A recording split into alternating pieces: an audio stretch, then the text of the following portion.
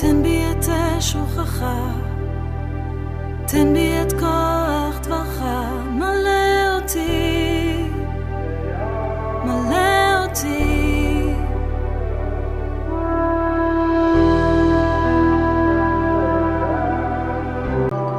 תן בי את שוכך, תן בי את כוח דברך. Shalom bien-aimés, shalom peuple du Tout-Puissant, c'est encore avec un grand plaisir de vous retrouver dans notre étude. Voici ce que nous entendons dire par la plupart de nos frères et sœurs chrétiens. Nous ne sommes plus dans l'ancienne alliance, mais nous sommes dans la nouvelle alliance et nous ne sommes plus censés à respecter les lois que le Saint d'Israël avait données à son prophète Moïse. Et encore, la loi était pour le peuple d'Israël de la première alliance. Nous, l'Église, nous avons remplacé le peuple d'Israël de la première alliance et nous ne pouvons plus respecter toutes ces lois que le Saint d'Israël avait données à Moïse. Que dit la parole par rapport à toutes ces phrases? C'est alors que nous allons étudier à la base du livre des Hébreux et le livre de Jérémie chapitre 31 pour répondre à toutes ces paroles que nous résumons dans ces trois questions.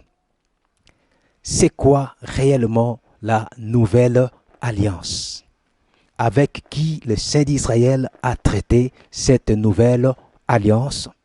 Et c'est quoi réellement les lois à respecter, à garder, à obéir dans cette nouvelle alliance? Je nous prie de suivre cette étude attentivement avec un cœur rempli d'humilité. Que le souffle sacré, que la grâce du Tout-Puissant nous aide à comprendre la vérité et que la vérité puisse nous affranchir. Shalom.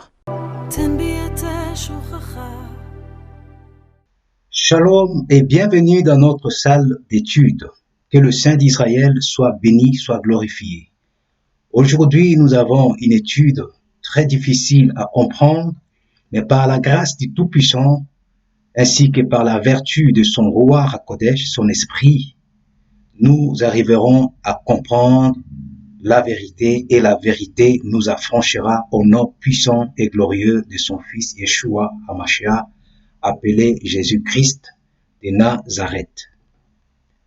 Nous ne sommes plus dans l'ancienne alliance, disent 90% des chrétiens, mais nous sommes dans la nouvelle alliance. De ce fait, puisque nous sommes dans la nouvelle alliance, nous n'avons plus besoin de pratiquer les lois du Tout-Puissant, d'observer, de se soumettre aux lois du Tout-Puissant parce que nous sommes dans le temps de la grâce. Et puisque nous sommes dans le temps de la grâce, c'est le temps où Dieu a rejeté Israël à cause de leur incrédulité. Et il a aujourd'hui fait sa nouvelle alliance avec l'Église. Et nous allons voir au travers de cette étude si ces paroles sont réellement scripturaires, est-ce que ces paroles sont véritables. Voici les bases de notre étude d'aujourd'hui. Pour répondre à ces paroles, les questions que nous nous posons, est-ce que tout ceci sont vrais scripturairement? Tout ce que nous venons de dire sont vrais scripturairement. Quelle est réellement la nouvelle alliance? Puisque nous sommes dans la nouvelle alliance, quelle est cette nouvelle alliance? Avec qui Yahvé, notre Père, le Saint d'Israël, a exactement fait cette alliance nouvelle? Est-ce que c'est avec les chrétiens en rejetant Israël? Et quels sont les termes ou les lois de cette nouvelle alliance? Est-ce que la nouvelle alliance vient abolir, annuler carrément les lois de la première alliance? Par la grâce du Tout-Puissant, nous allons répondre à toutes ces questions. Pour commencer, il nous faut d'abord maîtriser et comprendre ce qui est très important pour chaque croyant. Qu'est-ce que c'est une alliance? pas selon la pensée gréco-romaine, mais selon la pensée hébraïque, puisque le mot alliance, pour la première fois quand ça a été prononcé, j'ose croire que ça a été prononcé en hébreu, puisque le Saintes Écritures, le noyau, la Torah, a été écrit en hébreu. Le mot qui est traduit en français alliance vient du mot hébreu berit ou berit, comme nous le voyons, les Strong 1285. Et le mot berit peut se traduire en français comme alliance, pacte signé, engagement ou encore coupé. C'est étrange quand on parle d'une alliance de dire que non, ça peut se traduire aussi coupé. Or, nous savons que l'alliance c'est lié. Nous allons voir qu'est-ce que ça veut dire. La pensée hébraïque, dans le mot berit, en réalité, c'est écrire des paroles sur une pierre. Après avoir écrit des paroles sur une pierre, pour que ça soit une alliance, il faut couper cette pierre en deux pour les deux parties qui doivent pacter ou signer le pacte ou encore entrer dans l'engagement. C'est ça le mot berit en hébreu. Voilà pourquoi le mot berit peut être traduit aussi par couper. C'est-à-dire quand il y a un berit ou une alliance ou un pacte signé ou encore un engagement retenant, il y a une pierre, sur cette pierre, il y a des écrits obligatoires et après avoir écrit sur cette pierre, la pierre doit être coupée en deux pour les deux parties contractantes. C'est-à-dire, nous comprenons que dans notre alliance avec notre Père, le Saint d'Israël, il y a cette pierre, sur cette pierre, les paroles sont écrites. L'autre Père a sa partie et nous aussi, nous avons notre partie.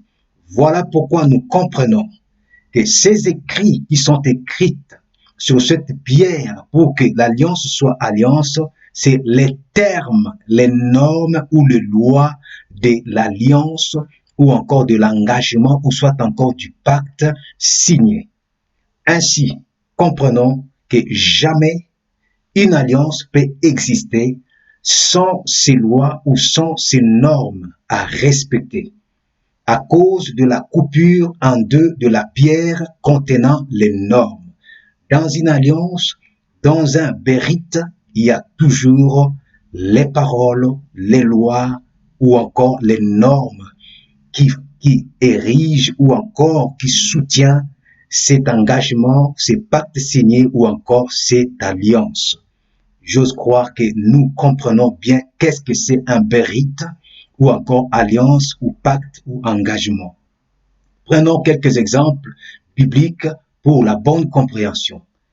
Dans le livre de Deutéronome chapitre 29, au verset 1, la parole nous dit « Ce sont ici les paroles de l'alliance que Yahvé commanda à Moïse de traiter avec les enfants d'Israël au pays de Moab, outre l'alliance qu'il avait traitée avec eux à Horeb ou Sinaï. » Au verset 14, il dit « Et ce n'est pas seulement avec vous que je traite cette alliance ou ce pacte ou encore cet engagement, et cette exécration du serment que vous faites, mais c'est tant avec celui qui est ici, avec nous aujourd'hui, devant Yahvé notre Elohim, qu'avec celui qui n'est point ici, avec nous aujourd'hui. » Nous voyons dans la première phrase, il y a les paroles de l'alliance. Voyez? Et au verset 15, il dit, cette alliance ne concernait pas seulement le peuple qui était avec Moïse, mais ça concernait aussi le peuple futur. Et on le remarque que non, quand il y a un berit, quand il y a un pacte à signer, un engagement ou encore une alliance, il y a toujours obligatoirement les paroles de cette alliance.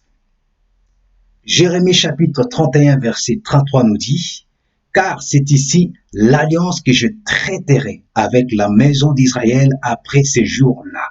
Ici, nous voyons le Tout-Puissant parle d'une alliance qu'il va traiter dit Yahvé, et il continue, il dit, je mettrai ma Torah au-dedans d'eux, je le crierai dans leur cœur, et je serai leur Elohim, et ils seront mon peuple. C'est que nous retenons encore ici que à chaque fois qu'il y a l'alliance, il y a toujours les paroles de cette alliance, telles que nous le voyons ici.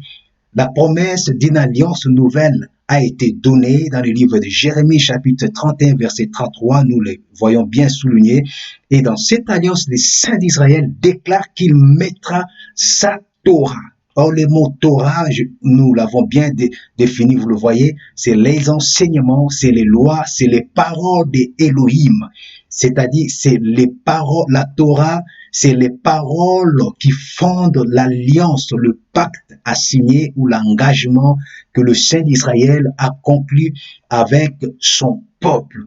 Donc, il n'y a pas une alliance sans les paroles, sans la Torah du Tout-Puissant, sans les enseignements, les inscriptions du Tout-Puissant. Chaque fois qu'il y a une alliance, retenons qu'il y a les paroles qui engagent cette alliance de deux parties contractantes. Maintenant, parlons de la première alliance avant d'aborder la nouvelle alliance pour répondre à nos questions. Il est idéal que nous puissions parcourir la première alliance pour comprendre et puis aborder la nouvelle alliance. Dans la première alliance, nous voyons d'abord ces mots alliance, bérit, que nous venons de définir pour comprendre qu'est-ce que c'est l'alliance.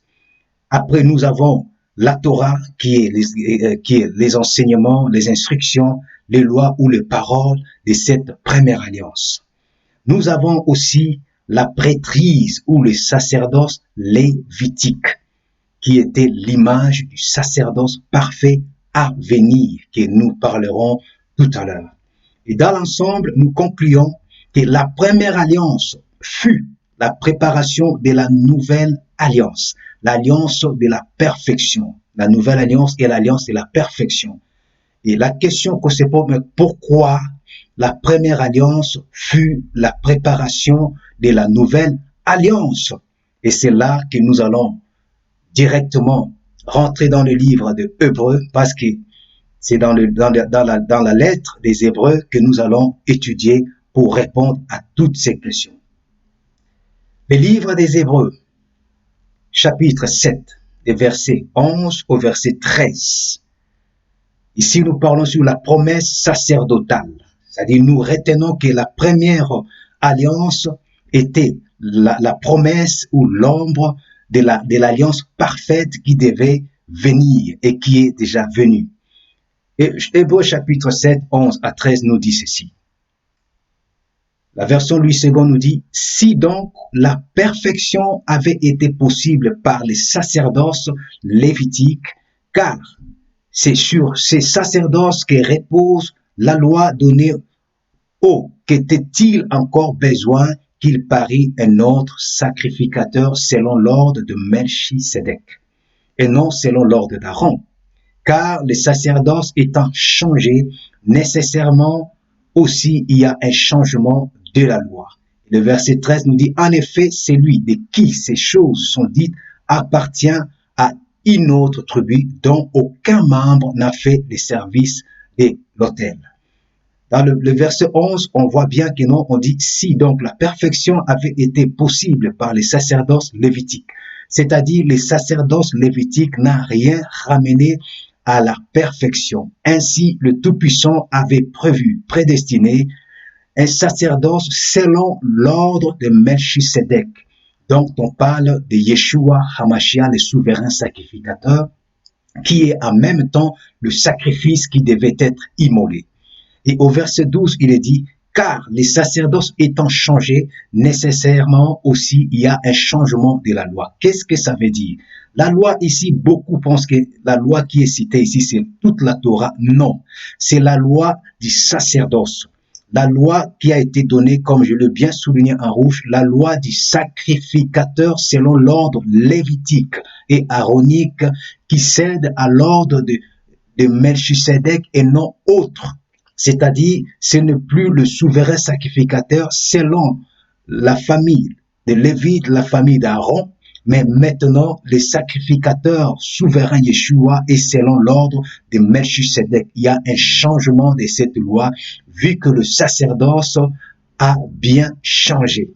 Et voilà, nous continuons au verset 13 qui dit que Yeshua n'appartenait pas à la tribu de Lévi, mais il appartenait à la tribu de Juda, là où aucun membre de cette famille n'a fait le service de l'autel. Et tout ça, c'est parce que Yeshua est l'accomplissement de la perfection sacerdotale. Nous allons le voir encore un peu plus loin.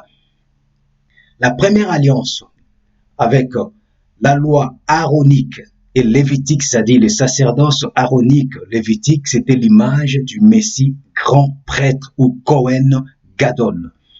Et la deuxième alliance, c'est la plénitude et aussi la perfection avec le Messie Yeshua HaMashiach, ainsi que la parole l'atteste bien dans le livre des Psaumes, chapitre 40, la version Saint-Mère nous dit « Tu n'as voulu ni offrande ni sacrifice, tu m'as formé un corps, car tu n'as demandé ni holocauste ni sacrifice pour expier le péché. Alors j'ai dit, voici, je viens dans le rouleau du livre.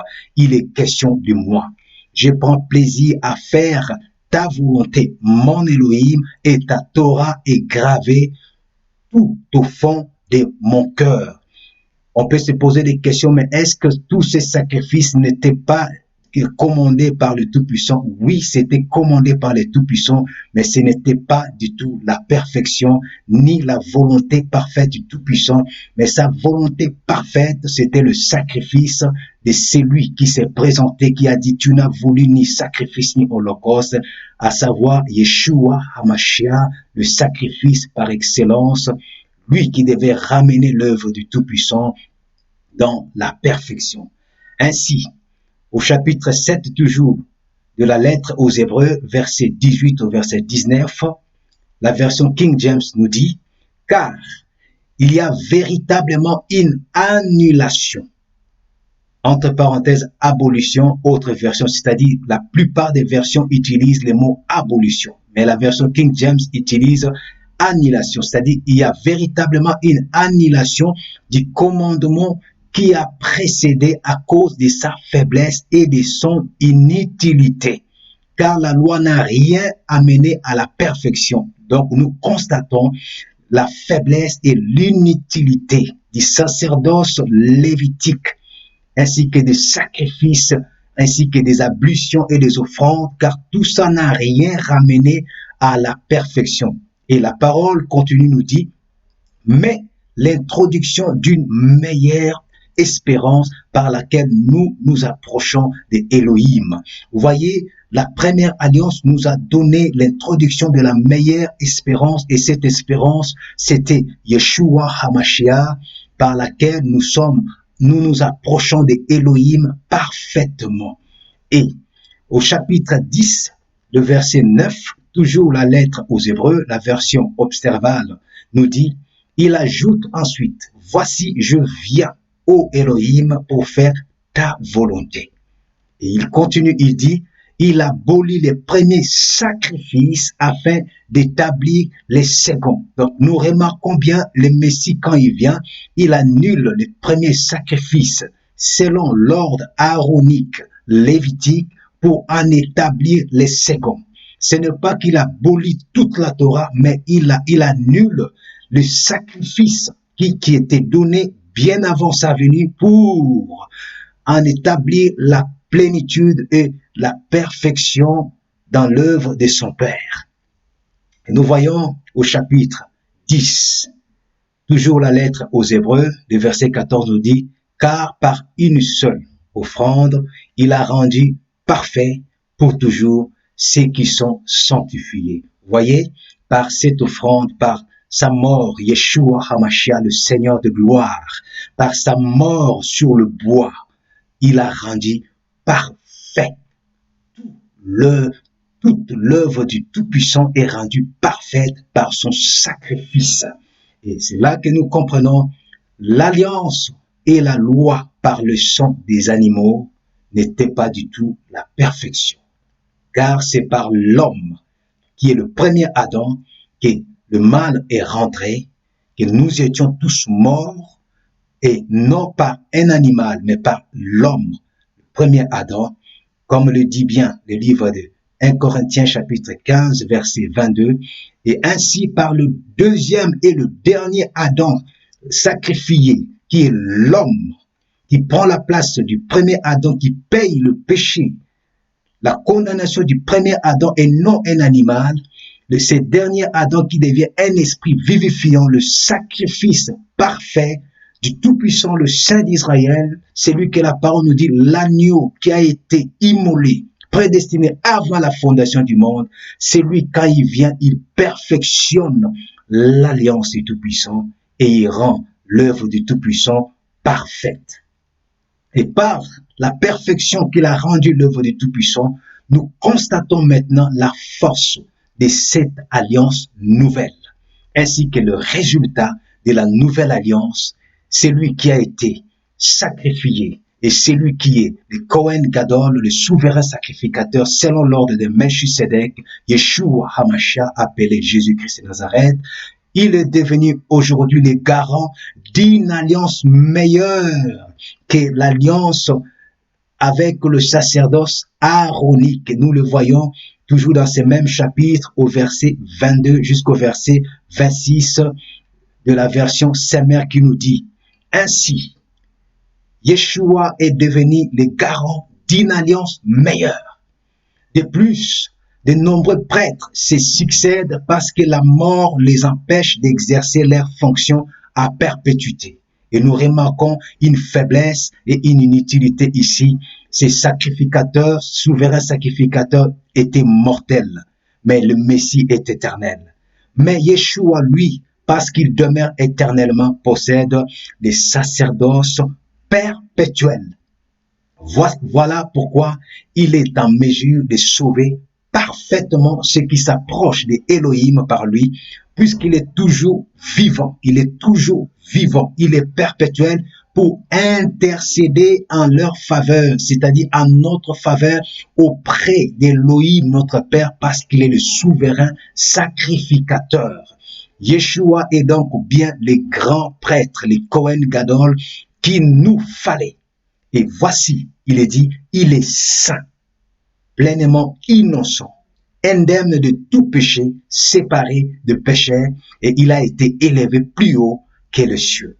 Nous voyons la force de cette alliance parce que nous avons un souverain sacrificateur qui est saint, qui veut dire consacré, séparé, mis à part. Et il a été pleinement innocent, indemne de tout péché. Or, le souverain sacrificateur de la première alliance, quand il donnait le sacrifice, il présentait d'abord le sacrifice pour eux, pour leur famille, à cause de leur péché, ainsi que le péché du peuple. Mais quant à Yeshua, lui qui est venu pour rendre l'œuvre du Tout-Puissant parfaite, il n'a jamais péché, indemne de tout péché, séparé même des pécheurs, il est pleinement innocent et saint. Et voilà maintenant, étant garant d'une alliance meilleure, il change notre approche à Yahvé notre Père. C'est-à-dire, il arrête les divers sacrifices, les offrandes qui étaient faibles et inutiles qu'on devait faire toutes les fois qu'on devait s'approcher du Tout-Puissant. Et il donne une seule sacrifice, et ce seul sacrifice a suffi pour nous rapprocher du Tout-Puissant, pour nous ouvrir le chemin de la communion avec le Saint d'Israël. Et la lettre aux Hébreux, chapitre 4, le verset 14 au verset 16, la version King James nous dit, « Voyons donc que nous avons un très grand prêtre qui a traversé les cieux, Yeshua, le fils d'Élohim. » Vous voyez, Yeshua diffère d'Aaron. Je l'ai bien noté selon le chapitre 7 de la lettre aux Hébreux, le verset 26, il est dit que Yeshua est saint, il est pleinement innocent, indemne de tout péché, séparé des pécheurs, il a été élevé plus haut que les cieux. Vous voyez, à cause de la qualité de sa vie, à cause de la grandeur et de la profondeur de cette vie, celui qui est le très grand prêtre qui a traversé le cieux, Yeshua le Messie. C'est en lui que nous tenons ferme notre profession, car nous n'avons pas un grand prêtre qui ne puisse être touché par nos infirmités. Mais il a été tenté, Yeshua a été tenté en tout point comme nous sommes cependant sans péché. C'est-à-dire, il a été tenté, mais il est resté sans péché. C'est pourquoi approchons-nous avec hardiesse du trône des grâces, afin d'obtenir miséricorde et de trouver grâce pour nous aider à tant de besoins. C'est-à-dire, nous nous approchons avec hardiesse du trône des grâces à cause de Yeshua, de son sacrifice parfait qu'il avait donné pour nous rapprocher du Saint d'Israël. Voici, l'approche étant changée, le temple physique, le sacrifice, les ablutions, les offrandes cèdent au sanctuaire céleste par Yeshua HaMashiach tel que nous venons de le dire. Ainsi, la lettre aux Hébreux chapitre 8, verset 1, verset 2, la version Louis II nous dit, le point capital de ce qui vient d'être dit, c'est que nous avons un tel souverain sacrificateur qui s'est assis à la droite du trône de la majesté divine dans les cieux, comme ministre du sanctuaire et du véritable tabernacle qui a été dressé par le Seigneur et non par un homme. Voyez, ça nous parle du temple du Tout-Puissant qui diffère de Mishkan dans le désert ou encore du temple de Salomon. Le verset 3 nous dit, tout souverain sacrificateur est établi pour présenter des offrandes et des sacrifices, d'où il est nécessaire que celui-ci ait aussi quelque chose à présenter, Yeshua HaMashiach. S'il était sur la terre, il ne serait pas même sacrificateur, puisque là sont ceux qui présentent les offrandes selon la loi, c'est-à-dire selon la loi sacrificielle, selon le sacerdoce aaronique, lesquels célèbrent un culte, image et ombre des choses à venir. On remarque bien ici, ces cultes étaient l'image et l'ombre des choses à venir, selon que Moïse en fit divinement averti lorsqu'il allait construire le tabernacle.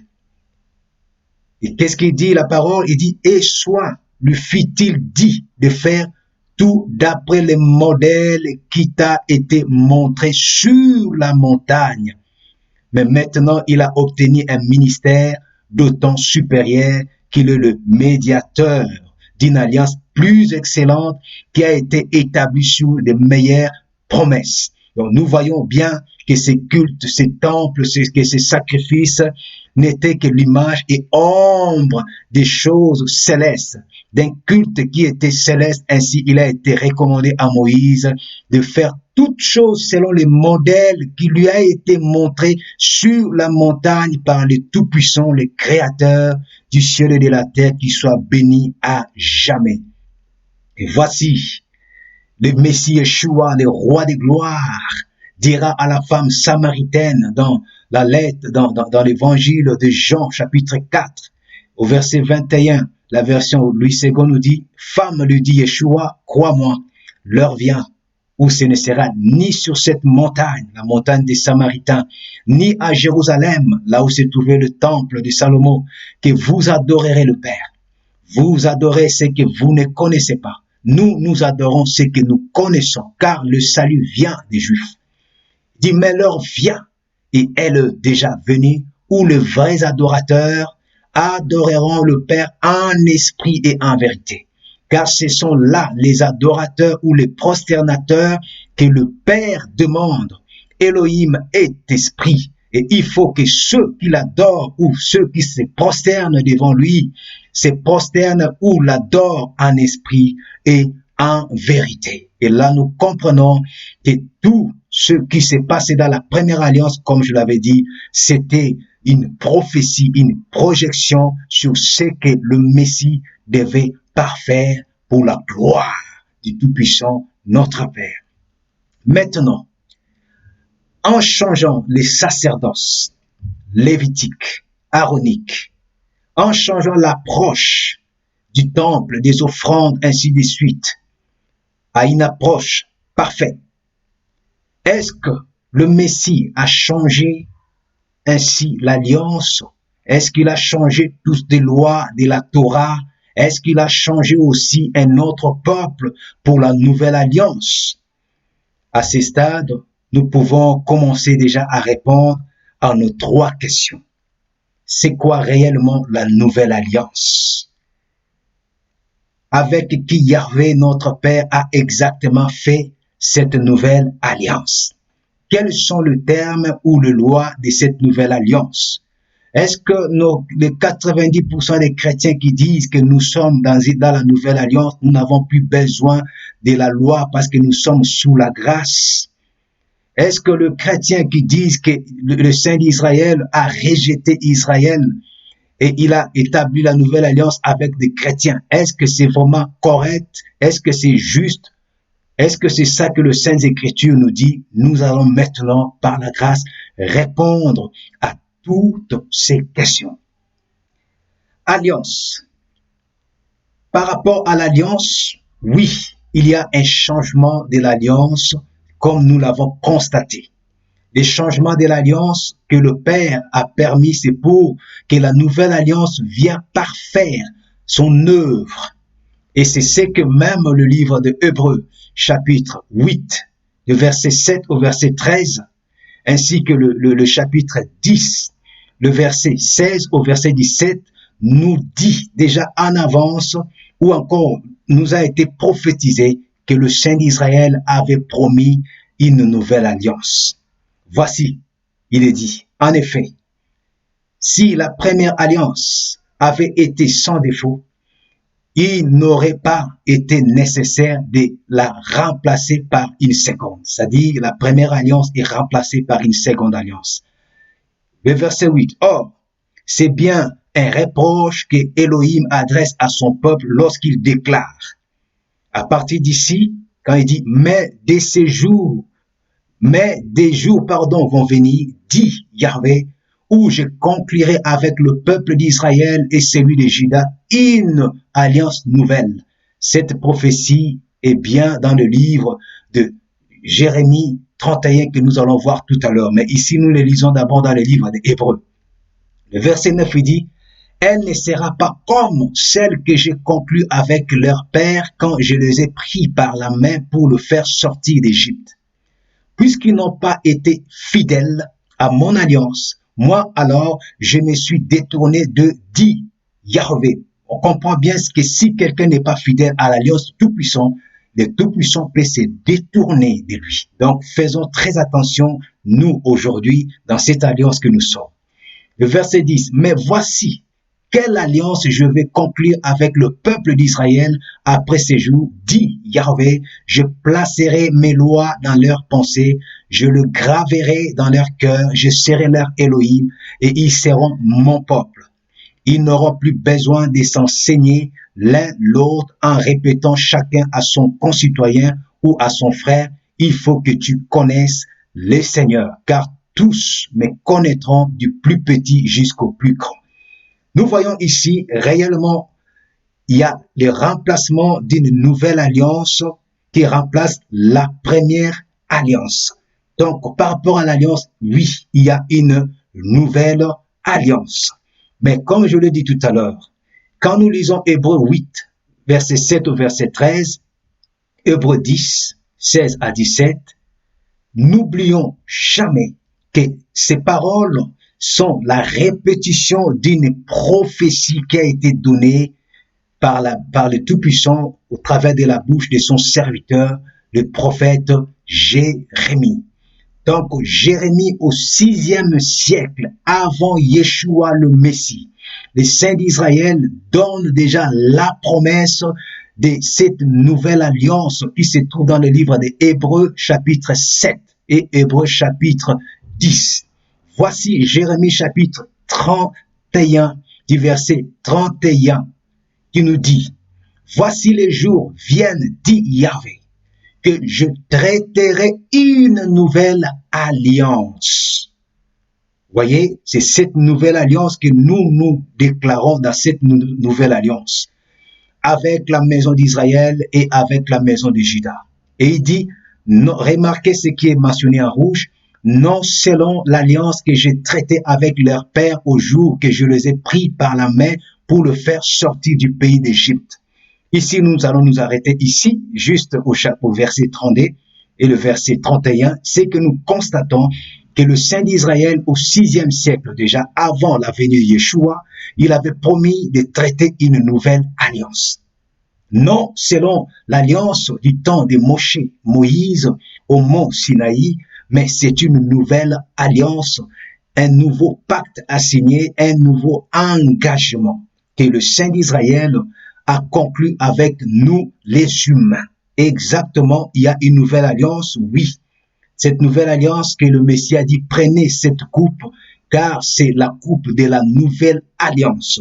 Oui, nous y sommes déjà dans cette nouvelle alliance et nous vivons les prémices de cette nouvelle alliance. Je m'expliquerai pourquoi j'ai dit les prémices de cette nouvelle alliance et non sa plénitude.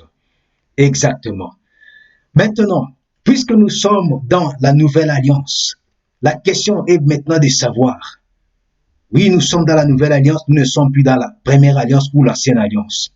Est-ce que cette alliance, le Saint d'Israël, qui est le maître de cette alliance, l'a conclue avec des chrétiens, l'a conclue avec l'Église en rejetant Israël? Voyons cette même prophétie qui nous parle de la nouvelle alliance pour être éclairés. Une nouvelle alliance avec un changement de peuple, chrétien, Église, ça c'est une question. Nous allons avoir la réponse. Nous retournons toujours dans le même livre, là où le livre des Hébreux tire cette prophétie de la nouvelle alliance. Jérémie chapitre 31, toujours cette prophétie du 6e siècle avant la venue du Messie. Il dit, voici les jours viennent, dit Yahvé, que je traiterai une nouvelle alliance. Et nous avons parlé tout à l'heure, oui, nous sommes dans la nouvelle alliance, mais qui sont le peuple concerné? Voilà, en rouge, il est dit, cette nouvelle alliance est avec la maison d'Israël et avec la maison de Juda. Voici la vérité. La maison d'Israël, ceux qui ont étudié peuvent savoir que la maison d'Israël ici représente le royaume du nord qui est aussi appelé Éphraïm, c'est-à-dire les 10 tribus d'Israël qui sont dispersées aux 4 coins de la terre. Et Juda ici représente le royaume du sud, c'est-à-dire le royaume de Juda. Et la promesse ici est donnée à la maison d'Israël et à la maison de Juda. Ce qui veut dire la nouvelle alliance est faite pour tout Israël, les 12 tribus d'Israël. Voyez, ici, ce qui nous intéresse plus, c'est le verset pour répondre au peuple. Nous prenons seulement le verset 31. Donc, la nouvelle alliance concerne la maison d'Israël et la maison de Juda. Ce qui veut dire tout Israël, les 12 tribus d'Israël. Maintenant que l'identité du peuple de l'alliance est bien connue, la maison d'Israël, Éphraïm, et la maison de Juda, c'est-à-dire tout Israël. Je sais que la question maintenant qui se pose, mais où est maintenant la place des chrétiens, la place de l'Église, parce qu'on nous a enseigné que les chrétiens ou l'Église a remplacé Israël. Cette théorie de remplacement. Où est maintenant la place des chrétiens et de l'Église? Voyons, pour comprendre que ce qu'on appelle l'Église, en hébreu, Keïla, qui vient déjà de ce que beaucoup appellent Ancien Testament, le mot Église, Keïla, assemblée, existe déjà. En réalité, l'Église ou les chrétiens n'ont pas remplacé Israël, mais la vraie identité est que tous ceux qui sont dans l'Église, corps de Yeshua HaMashiach, ils sont adoptés dans le royaume d'Israël étant que des Israélites. C'est-à-dire, il y a la réunification de ceux du royaume du sud, Juda, de ceux du royaume du nord, les 10 tribus d'Israël dispersées dans le monde, qui ne se reconnaissent plus israélites et qui reçoivent Yeshua aujourd'hui dans leur vie, ainsi que tout le peuple de l'adoption, ceux qui n'ont rien à voir avec le sang d'Abraham, qui reçoivent Yeshua, ils sont tous mélangés dans le corps de Yeshua HaMashiach, étant le tout Israël du Saint d'Israël. Voici ce que dit la parole dans le livre de Éphésiens. À partir du verset 11, la parole nous dit, « C'est pourquoi, souvenez-vous que vous étiez autrefois gentils en la chair, et que vous étiez appelés prépuces par celle qui est appelée la circoncision, faite de main à la chair. Étiez en ces temps-là hors du Messie, n'ayant rien de commun avec la République d'Israël, étant étrangers des alliances de la promesse, n'ayant point d'espérance et étant sans Elohim au monde. Mais maintenant, par Yeshua HaMashiach, vous qui étiez autrefois loin, êtes approchés par le sang du Messie. C'est-à-dire par le sang du Messie, nous nous sommes tous approchés. Verset 14. Car il est notre paix, qui de deux en a fait un, ayant rompu la clôture de la paroi mitoyenne. C'est-à-dire il a brisé le mur de l'inimitié de la division, ayant aboli en sa chair l'inimitié, savoir la loi des commandements qui consiste en ordonnance, afin qu'il créât les deux en soi-même pour être un homme nouveau en faisant la paix. C'est-à-dire cette loi qui nous divisait, cette loi qui nous éloignait du Tout-Puissant. Le Messie, par sa mort, l'a brisé et il a fait que par son sacrifice qu'il puisse y avoir la réconciliation de tout le peuple avec le Saint d'Israël en lui-même, le souverain sacrificateur Yeshua HaMashiach. Au verset 16, et qu'il réunit les uns, voilà, et les autres pour former un corps devant Elohim. C'est ce corps-là que nous appelons l'assemblée, la Keila, l'église qui est le corps du Messie Yeshua. C'est ça l'Israël réunifié du Tout-Puissant. Juifs, Éphraïm et tout le peuple qui croit en Yeshua, qui sont adoptés, qui sont devenus 100% israélites. Je continue, il dit, par la croix ayant détruit en elle-même l'inimitié. Verset 14, et étant venu, il a évangélisé ou il a annoncé la bonne nouvelle, la paix, à vous qui étiez loin et à ceux qui étaient près. Car nous avons par lui, les uns et les autres, accès auprès du Père à un même esprit. Par Yeshua, que ce soit ceux du royaume du sud, des Juifs, que ce soit ceux du royaume du nord, Éphraïm ou Israël, des 10 tribus dispersées partout dans le monde, que ce soit le peuple qui n'avait pas le sang d'Abraham, d'Isaac et de Jacob, par Yeshua, par l'adhérence, par la foi en Yeshua, nous avons accès auprès du Père à un même esprit. C'est-à-dire, nous sommes tous devenus un seul peuple. Et cette prophétie jusque-là, nous voyons la réalisation de la prophétie du livre des Osée, chapitre 2, verset 23. Car le Tout-Puissant, au départ, il avait dit, tu es l'eau amie, et tu es l'eau Rushama. Il dit, je n'aurai plus compassion de toi. Toi, l'eau Rushama. Et l'eau amie, tu n'es plus mon peuple. Mais en ces temps de la fin, par Yeshua, il dit à l'eau Rushama, c'est lui que le Tout-Puissant avait dit, je n'aurai plus compassion de toi. Toi, les 10 tribus dispersées, il dit, j'ai aujourd'hui compassion de toi. Toi qui n'étais plus mon peuple, l'eau ami, tu es mon peuple et tu diras, Elohim, Yah, tu es mon Elohim ou tu es mon Dieu. C'est-à-dire, nous sommes dans ces temps où le Messie a réunifié tout le peuple. Et voici le verset 19 qui nous dit, vous n'êtes donc plus des étrangers, ni des gens de dehors, mais les concitoyens des saints et les domestiques de Elohim, étant édifiés sur le fondement des apôtres et des prophètes, et Yeshua HaMashiach lui-même étant la maîtresse pierre du coin. C'est-à-dire, que ce soit ceux du royaume du sud, des Juifs, que ce soit les distribués, dispersés partout dans le monde, que ce soit ceux des nations qui croient en Yeshua, personne n'est plus étranger. Nous sommes tous un seul peuple. Nous sommes tous un seul Israël, il n'y en a pas deux. L'Église ne remplace jamais Israël. La nouvelle alliance n'est pas une alliance pour les chrétiens, pour l'Église qui remplace Israël. C'est faux, cette doctrine. Or, nous avons une seule identité, israélite en Yeshua HaMashiach. Voici la confirmation dans Romains chapitre 11, verset 17. Version Parole de vie qui nous dit, Israël est comme un olivier auquel Elohim a coupé quelques branches. Vous voyez, il a coupé quelques branches d'Israël. Mais toi qui n'es pas juif, il t'a greffé parmi les autres branches. C'est-à-dire, il a pris ceux qui n'étaient pas israélites, il les a greffés parmi les autres branches d'Israël qui étaient restées dans l'olivier sauvage. Il dit, tu profites maintenant aussi de la sève montant de la racine de l'olivier. C'est-à-dire, nous profitons tous ensemble de cette sève montant de la racine de l'olivier et non des enseignements de remplacement, non. Cette même sève, nous tous, nous en profitons. Il dit, c'est pourquoi tu n'as pas à mépriser les branches coupées.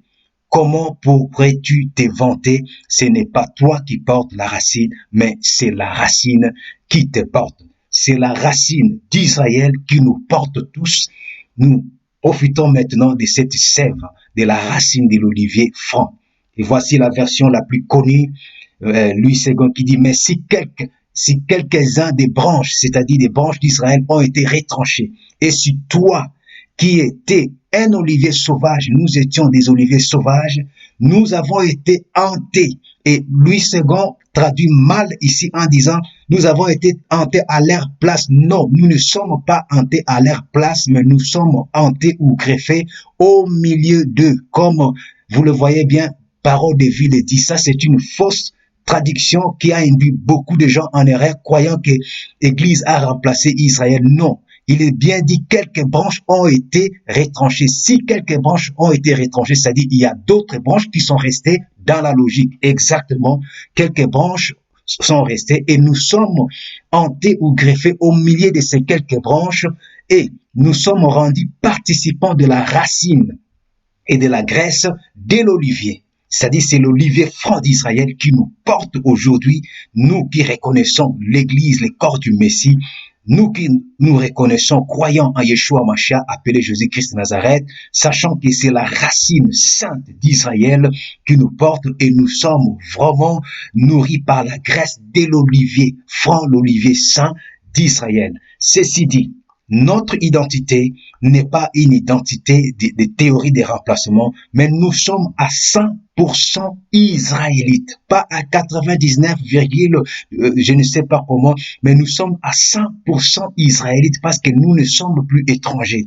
Et nous n'avons pas une autre identité, des fausses identités, des fausses doctrines et des théories des remplacements qui ont cherché à abolir la Torah du Tout-Puissant. Puisque nous sommes des Israélites, nous avons maintenant dans cette nouvelle alliance, et le peuple, nous l'avons bien dessiné, nous l'avons bien expliqué, le peuple de cette nouvelle alliance, c'est le tout Israël réunifié. Ainsi, la loi de cette nouvelle alliance, est-ce que cette nouvelle alliance abolit ou change-t-elle toutes les lois? Étant qu'Israélites, puisque nous reconnaissons maintenant, nous sommes des Israélites dans cette nouvelle alliance, que ce soit Juifs, que ce soit Ephraïm, que ce soit ceux des nations, en Yeshua, nous sommes tous des Israélites. Est-ce que la loi change? Nous retournons toujours dans cette prophétie qui nous parle de la nouvelle alliance, la prophétie du 6e siècle avant Yeshua Mashiach, Jérémie chapitre 31. Cette fois-ci, nous prenons simplement le verset 33 pour voir est-ce que la Torah est abolie ou la Torah est changée. Et la parole nous dit, car c'est ici l'alliance que je traiterai avec la maison d'Israël après ces jours-là. C'est-à-dire ici, toute la maison d'Israël est réunifiée, la nouvelle alliance est traitée avec le Saint d'Israël. Et il dit, je mettrai ma Torah. Vous voyez, la vraie version, le vrai mot qui est mis dans le livre de Jérémie, c'est ma Torah, qui est traduit par la loi. Or, nous savons que la Torah, en traduisant en français, ça donne les paroles, les enseignements, les instructions ou encore les lois du Tout-Puissant. Et le Saint d'Israël, il dit, dans la nouvelle alliance, qu'est-ce qu'il mettra? Il mettra sa Torah au-dedans de je l'écrirai dans leur cœur. On voit très bien que dans la nouvelle alliance, la Torah, la même Torah qui était dans la première alliance, sera encore la même Torah dans le cœur de ce peuple de la nouvelle alliance.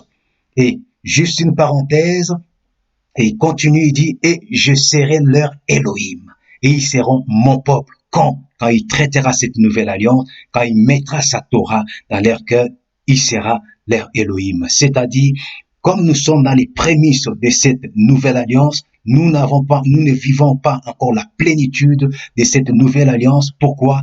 Parce que la plénitude de la nouvelle alliance, c'est quand Yeshua reviendra que nous vivrons la plénitude de la nouvelle alliance. Ce qui approuve, c'est le verset 34 qui nous dit, chacun d'eux n'enseignera plus son prochain, ni chacun son frère, en disant, connaissez Yahvé, car ils me connaîtront tous, depuis le plus petit d'entre eux jusqu'au plus grand, dit Yahvé, parce que je pardonnerai leurs iniquités et que je ne me souviendrai plus de leurs péchés. C'est quand le Messie viendra que cette partie de la plénitude de la nouvelle alliance se réalisera, où tous nos péchés seront effacés et personne n'enseignera plus son concitoyen dit connaît Yahvé, nous le connaîtrons tous dans sa plénitude par la grâce et par la miséricorde. Donc nous sommes dans la prémisse, dans le début de la nouvelle alliance, mais la Torah est encore là dans nos cœurs par la grâce du Tout-Puissant. Quant à la Torah, il n'y en a pas deux, il n'y en a pas trois, il y a une seule Torah. Et que dit les Saintes Écritures concernant la durée de la Torah? Voici la réponse. Je vous invite à lire ces livres de Ben Sira, les livres de sages ou de Siracide, le chapitre 24. Quand vous arrivez au chapitre 23, vous voyez vous-même que la parole nous dit, ou encore au verset 9 déjà, il est dit, de le commencement, avant le siècle, il m'a créé. Et pour les siècles, je subsisterai. C'est-à-dire, pour le siècle, je subsisterai, je serai là. On parle de qui ici? On parle de la sagesse. C'est-à-dire, la Torah est personnifiée par la sagesse. Ce qui prouve que c'est la Torah, c'est le verset 23 qui dit, tout cela, c'est le livre de l'alliance d'Élohim très haut. Voyez, le livre de l'alliance Elohim très haut, la loi que Moïse nous a prescrite, héritage laissé aux assemblées ou aux églises de Jacob. Alors, si nous nous reconnaissons l'église de Jacob ou l'église d'Israël, l'assemblée du très haut, reconnaissons que la loi que le Saint d'Israël a donnée à Moïse, selon le livre de Siracide 24, verset 23, la loi, la Torah est notre héritage et n'abolissons pas du tout la loi. La question peut se poser encore, mais il y a différents types de lois. Nous avons les lois cérémoniales, nous avons les lois morales, nous avons les lois sociales, nous avons les lois sacrificielles. Mais c'est quoi la loi qu'on peut pratiquer aujourd'hui? Parce que nous reconnaissons notre identité dans cette nouvelle alliance, que nous sommes 100% israélites. Nous ne sommes plus étrangers, mais nous sommes greffés au milieu des autres peuples d'Israël. Parmi ces lois, y a-t-il une loi qui est abolie? Loin de là. Je peux nous dire, aucune loi n'est abolie. Comme le Messie le dit dans Matthieu 5, je ne suis pas venu pour abolir la loi, mais je ne suis venu que pour accomplir la loi. Il n'était pas venu pour abolir la Torah, mais pour accomplir la Torah et nous donner le vrai sens de l'applicabilité de la Torah. Je commencerai par les lois sacrificielles et cérémoniales pour nous montrer que non, même les lois sacrificielles de tuer les animaux, les ablutions, ainsi de suite, ces lois-là ne sont pas du tout abolies. Mais c'est des lois qui sont suspendues pour un temps et il y aura une reprise. Vous allez me dire, mais où ça se trouve? C'est que tu nous dis dans le Saintes Écritures. Déjà dans le livre de Hébreux chapitre 10, à partir du verset 1, il est dit, car la loi ayant l'ombre des biens à venir. Ici, beaucoup de gens traduisent mal et ils rassemblent toutes les lois pour dire que non, bon, toutes les lois n'étaient que l'ombre des biens à venir. Aujourd'hui, on n'a plus rien à voir avec les lois. Mais si vous lisez très bien c'est chapitre 10 du verset 1, comme je l'ai très bien mis, jusqu'au verset 4, vous allez constater, on parle de la loi sacrificielle, des lois sacrificielles et cérémoniales, c'est-à-dire les lois qui touchaient le service du temple lié au sacrifice. Voyez bien au verset 4, il est dit, car il est impossible que le sang des taureaux et des boucs ôte le péché, c'est-à-dire le Messie devait venir pour perfectionner l'œuvre du Tout-Puissant par son sacrifice suprême. Et tous ces sacrifices, toutes ces cérémonies de cette loi n'étaient que l'ombre de bien à venir, et le Messie est la plénitude. Et quand le Messie est venu, il a accompli. Et c'est ainsi qu'au chapitre 9 du livre de Hébreux toujours, nous lisons bien à partir du verset 8, il est dit, le souffle sacré faisant connaître par là que le chemin des lieux saints n'était pas encore manifesté, tandis que le premier tabernacle, vous voyez, les lois cérémoniales et les lois sacrificielles, le premier tabernacle était encore debout, lesquels étaient une figure dessinée pour le temps d'alors, durant lesquels étaient offerts des dons et des sacrifices qui ne pouvaient point sanctifier la conscience de celui qui faisait le service, ordonnés seulement en viande, en breuvage, en diverses ablutions et en des cérémonies charnelles, jusqu'au temps que cela serait redressé. Mais le Messie étant venu pour être le souverain sacrificateur de bien à venir par un plus excellent et plus parfait tabernacle qui n'est pas un tabernacle fait de main, c'est-à-dire qui soit de cette structure. On voit très bien ici, on nous parle de lois sacrificielles et des lois cérémoniales qui sont bien perfectionnées par l'œuvre du Messie. Et aujourd'hui, nous le savons bien, nous ne nous approchons plus du tabernacle que Moïse avait réussi à construire, ni le temple de Jérusalem, mais nous nous approchons des tabernacles très élevé qui n'a pas été conçu par un homme, mais c'est le tabernacle du Saint d'Israël.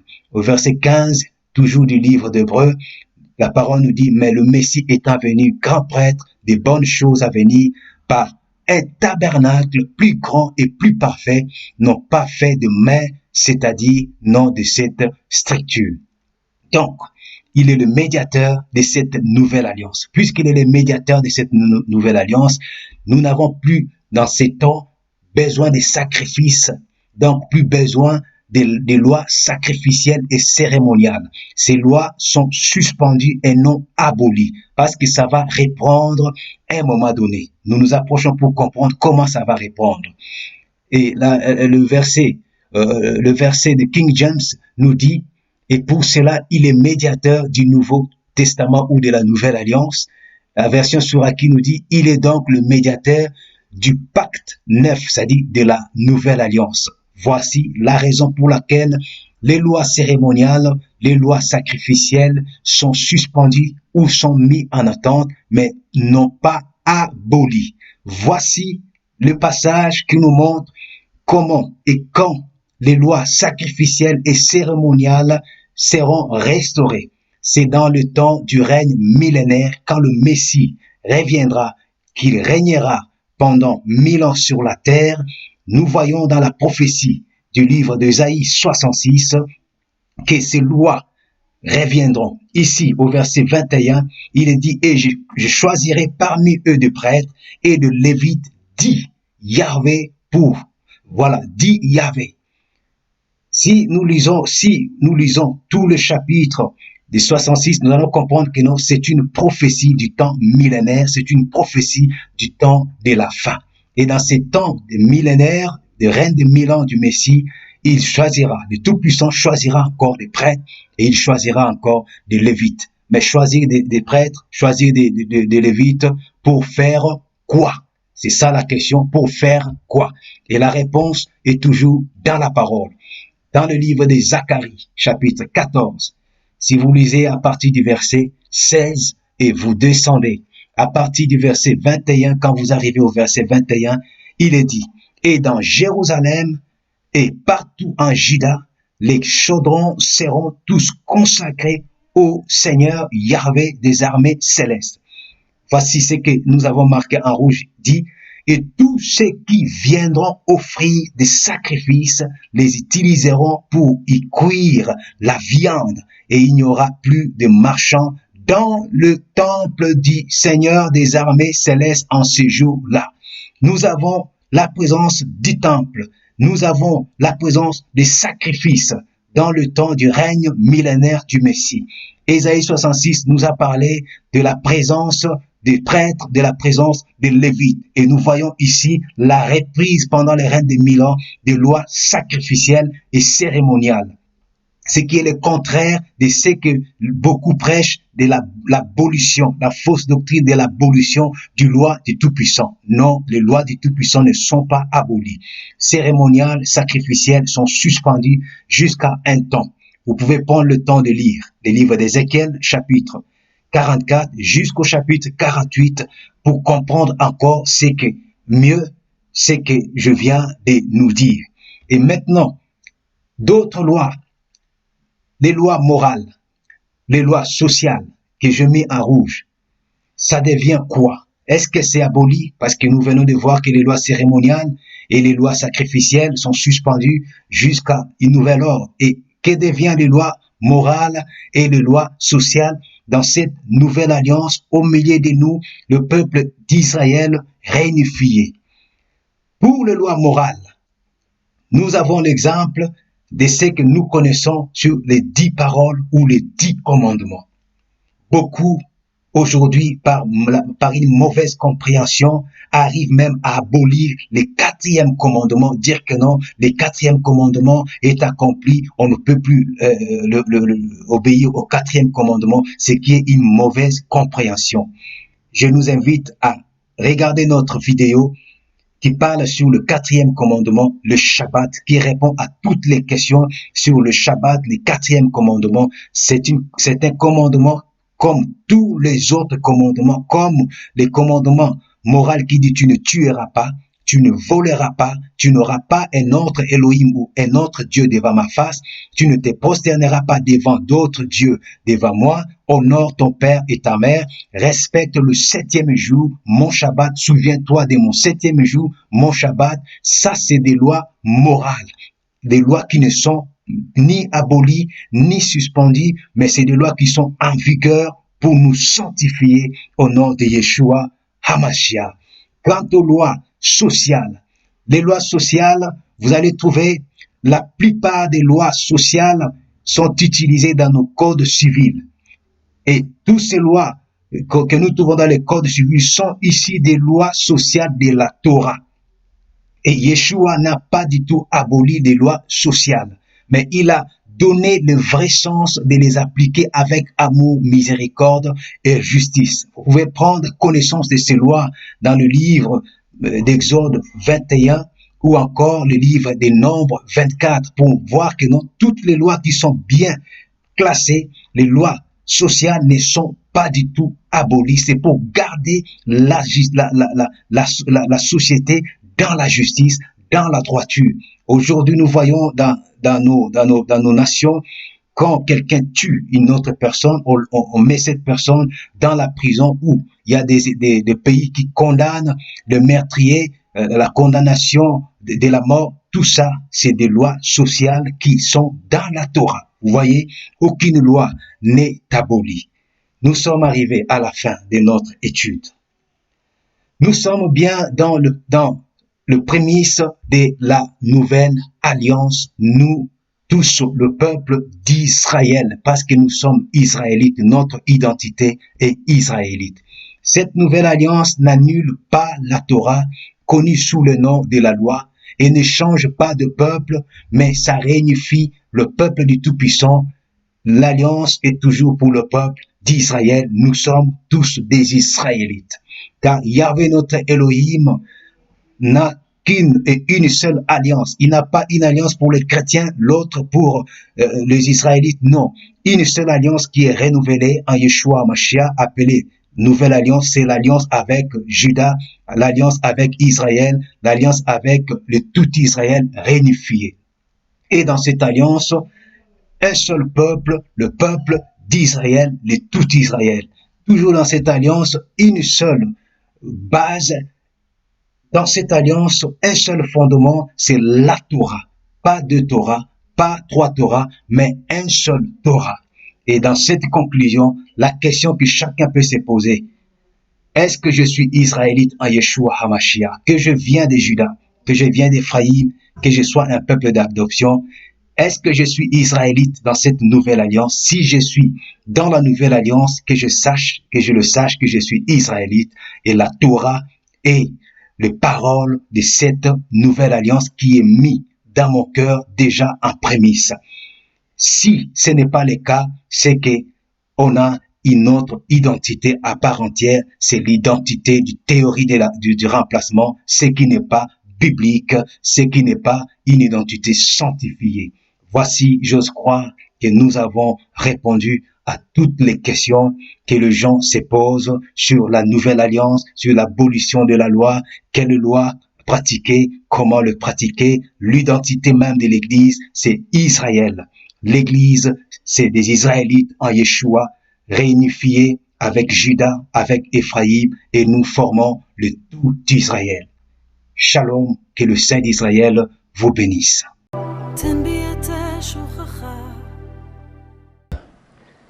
Je prie que le Saint d'Israël puisse toucher nos cœurs pour savoir quelle est réellement notre identité. La deuxième alliance ou la nouvelle alliance qui remplace la première est une alliance que le Saint d'Israël traite avec son peuple Israël. Si nous sommes des Israélites, nous respecterons aussi les lois que le Saint d'Israël a données à son peuple élu, que nous sommes dans cette nouvelle alliance, dans ces temps de prémices que nous vivons en attendant le retour du Messie pour vivre pleinement et à 100% dans cette nouvelle alliance. Soyons un peuple obéissant, un peuple qui examine les paroles du Tout-Puissant sans pourtant tenir compte seulement de ce qu'on nous a enseigné, de ce qu'on nous a prêché, mais examinons les Saintes Écritures comme les disciples de Bérée le faisaient. Cela sera profitable et bénéfique pour le salut de notre âme. Gloire, honneur, puissance à notre Père qui est aux cieux. Alléluia. Amen. תן בי את שוכחה, תן בי